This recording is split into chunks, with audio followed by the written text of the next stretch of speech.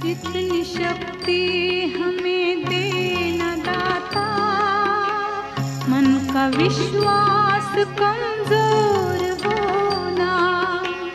इतनी शक्ति हमें देना दाता, मन का विश्वास कमजोर होना।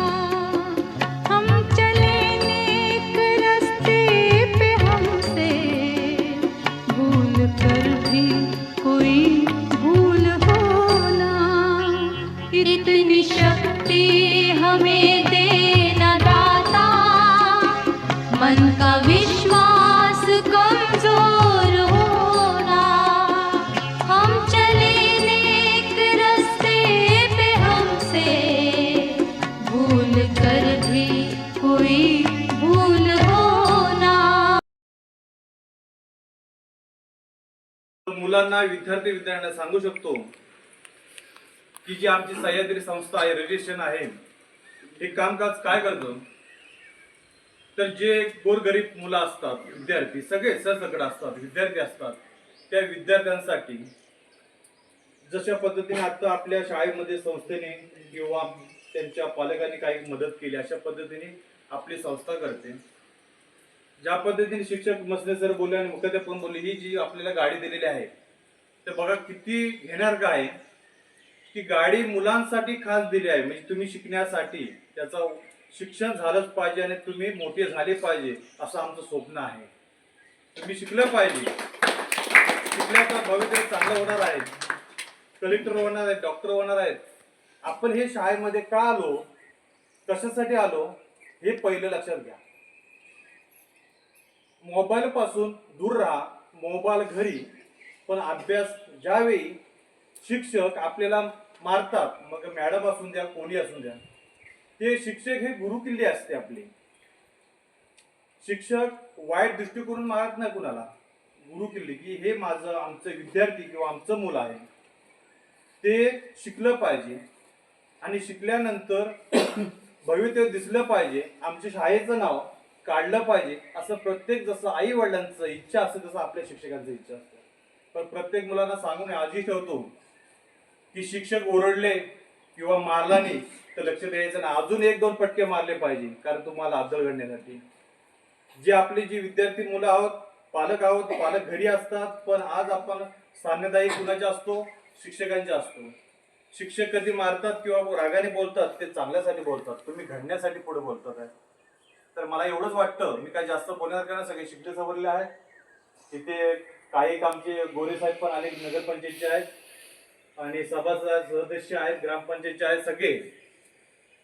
मी आता काय जे मार्गदर्शन केलं छोटस, तर सह्याद्री संस्था पनवेल रजिस्ट्रेशन आहे आणि जिल्हाध्यक्ष म्हणून 9 तालुके माझ्या ताब्यामध्ये आहेत आणि 9 तालुक्यामध्ये कोणतीही गोष्ट पाहिजे असेल तर आमचे लांजा तालुक्याचे हे संस्थेचे जिल्हाध्यक्ष जयेश मसने आहेत, कुठे आहेत जिल्हा, बघा लांजा तालुक्याचे आपल्या संस्थेचे, काही यांना माहिती देऊ शकता तुम्ही।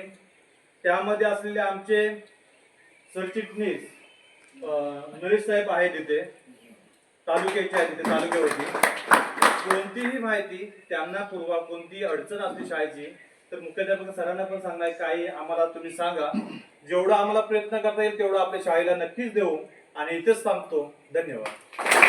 नमस्कार। नमस्कार म्हणा। उपस्थित जमलेले बालमित्र, विद्यार्थी विद्यार्थिनी आणि उपस्थित असलेले शाळा प्रगत शाळा मंडळी नंबर 2 त्या शाळेचे शिक्षक आणि मुख्याध्यापक यादव सर आणि शिक्षक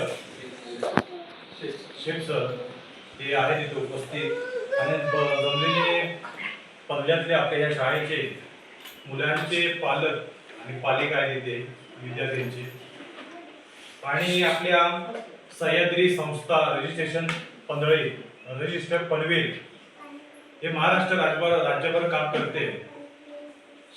सह्याद्री संस्था रजिस्ट्रेशन पनवेल महाराष्ट्र आणि रत्नागिरी जिल्ह्याचे अध्यक्ष म्हणून माझी निवड झालेली आहे।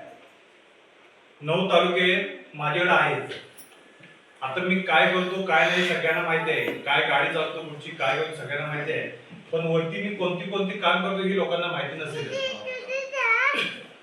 माझं काम असं आहे आणि आमच्या संस्थेचं काम असं आहे की गरीब लहान मुलं असतात, आश्रमात असतात, अनाथ आश्रमात असतात, अपंग असतात, अशा मुलांना विद्यार्थ्यांना वया वाटप, त्यांना गणवेश कपडे देतो आम्ही.